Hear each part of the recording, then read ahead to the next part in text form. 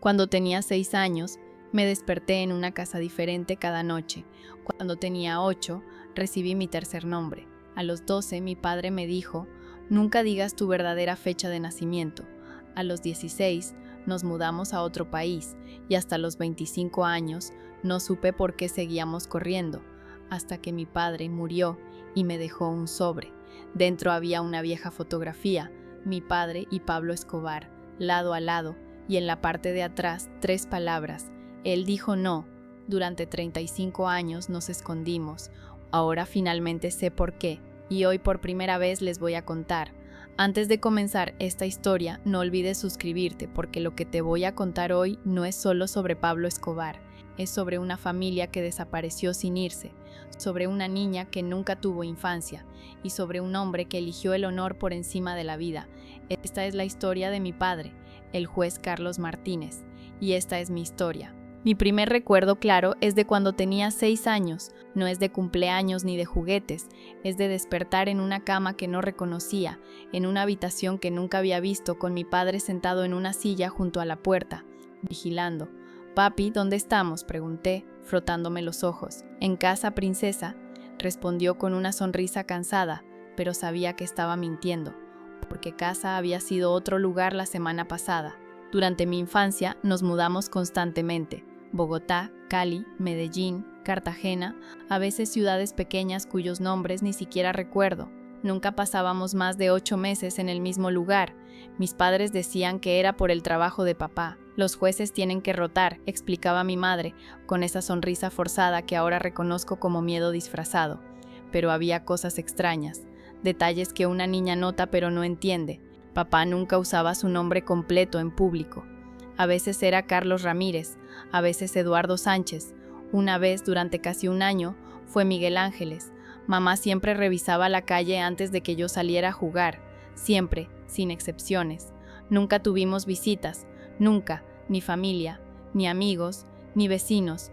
Éramos fantasmas viviendo entre personas reales, y cada noche, sin falta, papá se sentaba junto a la ventana durante horas, mirando la calle oscura, esperando, aunque yo nunca supe qué esperaba. Cuando tenía 8 años, pasó algo que me asustó más que todas las mudanzas juntas. Era mi cumpleaños, o al menos eso me habían dicho. Estábamos en una pequeña casa en las afueras de Cali. Mamá había hecho un pastel de chocolate, mi favorito. Cuando apagué las velas, pregunté, «Mami, ¿cuántos años cumplí?» «8, mi amor. ¿Y cuándo nací?» Hubo un silencio extraño. Mis padres se miraron, y entonces papá dijo algo que nunca olvidaré. «Naciste el 15 de marzo de 1908. Mamá tosió. «Carlos, no, perdón, el 22 de abril. Sí, 22 de abril. Incluso a los 8 años, supe que algo estaba mal. Los padres no olvidan cuándo nacieron sus hijos. Esa noche, escuché a mis padres discutiendo en su habitación. Sus voces eran bajas, pero las paredes eran delgadas. «No puedo seguir haciendo esto», decía mamá, llorando.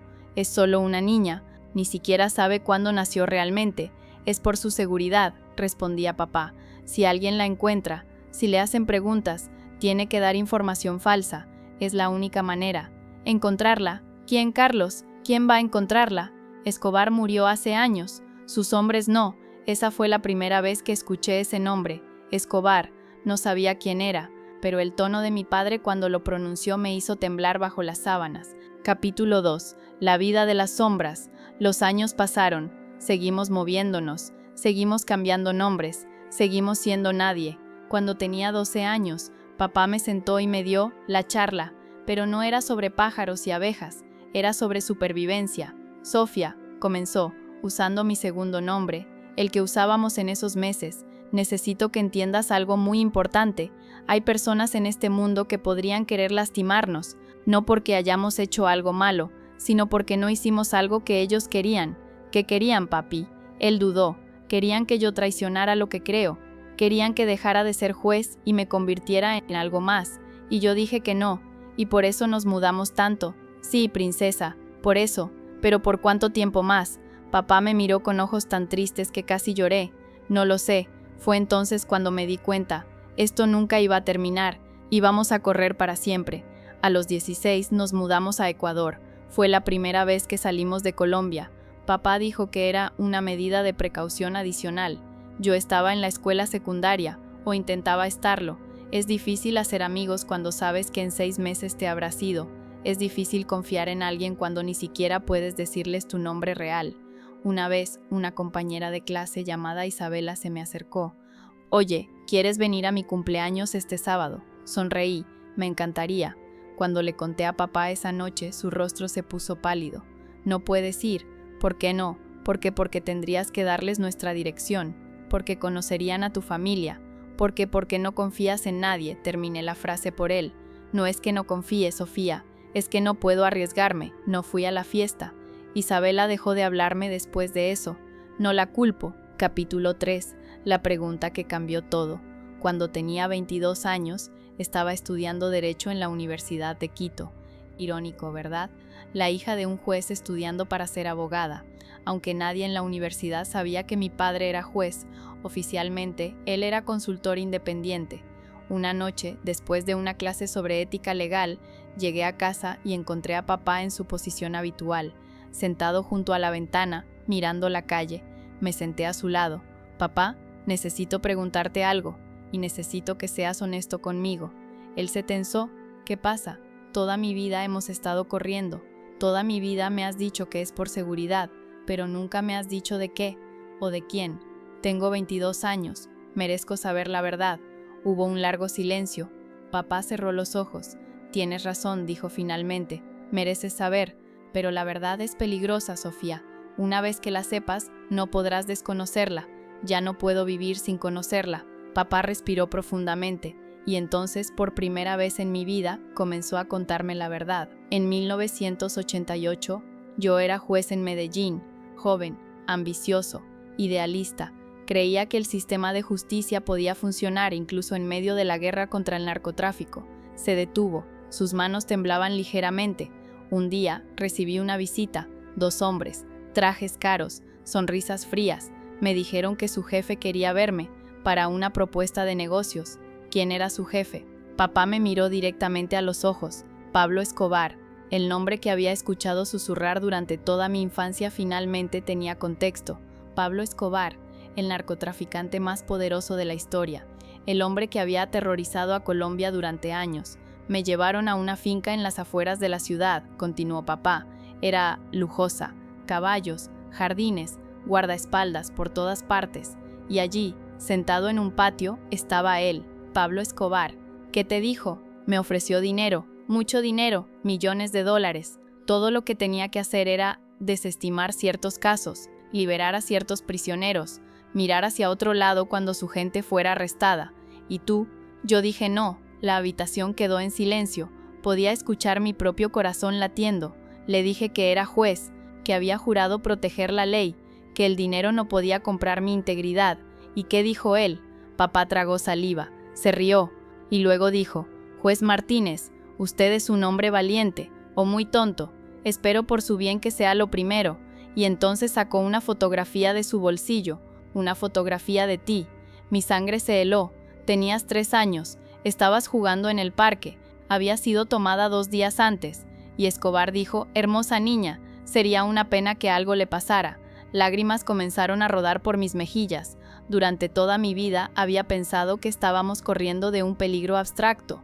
Pero no, el peligro había tenido mi foto, el peligro me había visto jugando, el peligro me había amenazado. Salí de esa reunión sabiendo que había 2 opciones, dijo papá, su voz quebrándose. Podía trabajar para Escobar y vivir cómodamente pero sin honor, o podía mantener mi integridad y pasar el resto de mi vida protegiéndote. Elegiste protegerme. Siempre te elegiría, Sofía, siempre. Después de esa conversación, muchas cosas tuvieron sentido. Las mudanzas constantes, los nombres falsos, la paranoia de papá. Todo era para mantenernos un paso adelante de los hombres de Escobar. Pero papá, dije, Escobar murió en 1000. ¿Por qué seguimos corriendo después de eso? Papá negó con la cabeza tristemente, porque el cártel no murió con él. Sus lugartenientes, sus sicarios, sus socios, muchos de ellos siguieron operando. Y todos sabían mi nombre, todos sabían lo que había hecho. ¿Qué habías hecho? Solo dijiste no. Eso fue solo el principio, Sofía. Después de negarme, me dediqué a perseguir a su organización. Firmé órdenes de arresto. sentencié a sus hombres. Me convertí en un problema, y los problemas de Escobar tendían a desaparecer. Me contó sobre los intentos, el coche bomba que no explotó porque papá había cambiado de ruta en el último minuto, las llamadas telefónicas en medio de la noche con amenazas, la vez que un hombre lo siguió durante 3 días hasta que papá lo confrontó y el hombre huyó. Después de que Escobar murió, pensé que terminaría, dijo papá, pero un mes después recibí una carta, sin remitente, sin firma, solo una línea. El jefe está muerto, pero su memoria vive, todavía te recordamos. Y entonces decidiste que teníamos que desaparecer, tenía que mantenerte a salvo, a tu madre también, así que renuncié al juzgado, falsifiqué nuestra muerte en un accidente automovilístico, conseguí documentos nuevos, y comenzamos de nuevo. Pero papá, eso fue hace más de 30 años, seguramente ya, no lo sabes, Sofía, no sabes cómo funciona esa gente, el rencor, la venganza, es parte de su código. He escuchado historias de hombres que fueron perseguidos durante décadas por ofensas menores, y yo fui más que una ofensa menor, cáncer de páncreas, etapa 4. Los doctores dijeron que le quedaban meses, tal vez semanas. Murió un martes por la mañana, en un pequeño hospital de Quito. Yo estaba sosteniendo su mano. Sus últimas palabras fueron: finalmente puedo descansar. El funeral fue pequeño, solo mamá, yo y 2 primos lejanos que ni siquiera sabían nuestros nombres reales. Una semana después, mientras limpiaba la oficina de papá en nuestra casa, encontré un cajón cerrado con llave. Busqué por toda la casa hasta encontrar la llave, escondida dentro de uno de sus viejos libros de derecho. Cuando abrí el cajón, encontré un sobre con mi nombre real, Valentina. Con manos temblorosas lo abrí. Dentro había 3 cosas. Una fotografía vieja descolorida. Mostraba a papá, mucho más joven, sentado en una mesa con otro hombre. El otro hombre era regordete, con bigote grueso y una sonrisa que no llegaba a sus ojos. Pablo Escobar. Un documento. Era una copia de un informe judicial fechado en 1988, firmado por mi padre.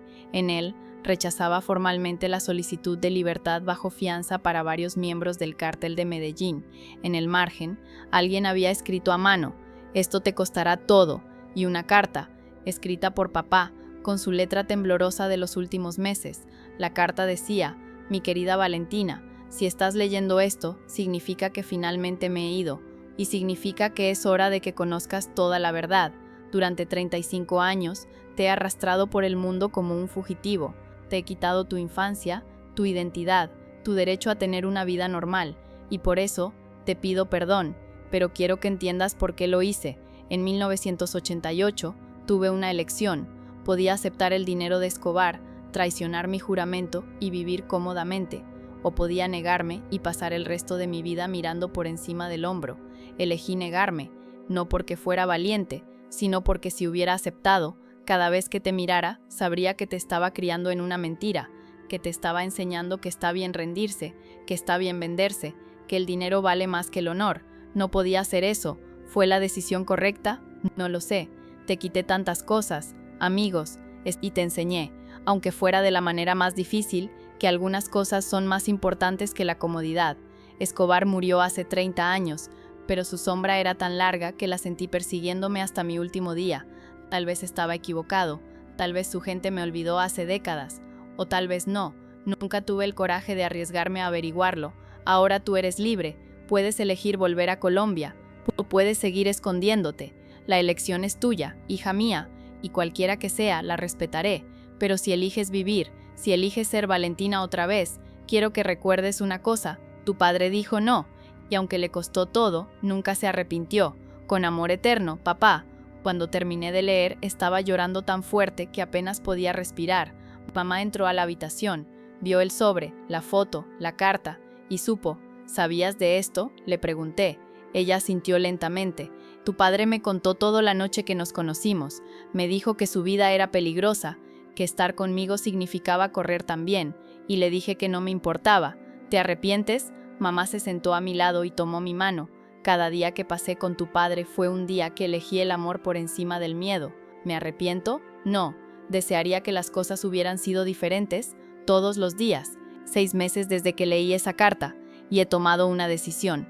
La semana pasada volví a Colombia por primera vez en 15 años. Fui a Medellín, fui al tribunal donde mi padre trabajó y solicité acceso a los archivos públicos de 1988. Quería ver con mis propios ojos los documentos que mi padre firmó, las sentencias que dictó, las decisiones que tomó. Encontré todo: casos contra miembros del cártel, rechazos de fianza, órdenes de arresto, y en cada uno la firma de mi padre, clara, firme, sin temblor. Un archivista anciano se me acercó mientras revisaba los documentos. ¿Conoció al juez Martínez?, preguntó. Dudé, luego dije: era mi padre. El hombre sonrió. Era un buen hombre, uno de los pocos que no se vendió. Sabía que Escobar ofreció sobornos a más de 30 jueces en aquellos años. Solo 3 rechazaron. Su padre fue uno de ellos. ¿Qué pasó con los otros 2? El rostro del archivista se entristeció. Uno fue asesinado en 1989. El otro desapareció y nunca se volvió a saber de él. Su padre tuvo suerte, o fue más inteligente. Logró desvanecerse lo suficiente como para sobrevivir. Mientras salía del edificio, miré la foto que llevaba en mi bolso. Papá y Escobar, 2 hombres, una decisión, y supe que papá tenía razón. Algunas cosas son más importantes que la comodidad, más importantes que la seguridad, más importantes que el miedo, la integridad, el honor, la verdad. Papá dijo no, y aunque le costó 35 años de su vida, le dio a su hija algo que ningún dinero podría comprar: el ejemplo de un hombre que no se rindió. Hoy uso mi nombre real otra vez, Valentina Martínez, y estoy lista para vivir la vida que mi padre sacrificó la suya para proteger. Esta historia es para todos los hijos de hombres y mujeres valientes que dijeron no, que eligieron el honor sobre el dinero, que corrieron para que nosotros pudiéramos caminar libres. Si esta historia te conmovió, suscríbete, porque las historias más importantes no son sobre los que ganaron, son sobre los que se negaron a perder su alma.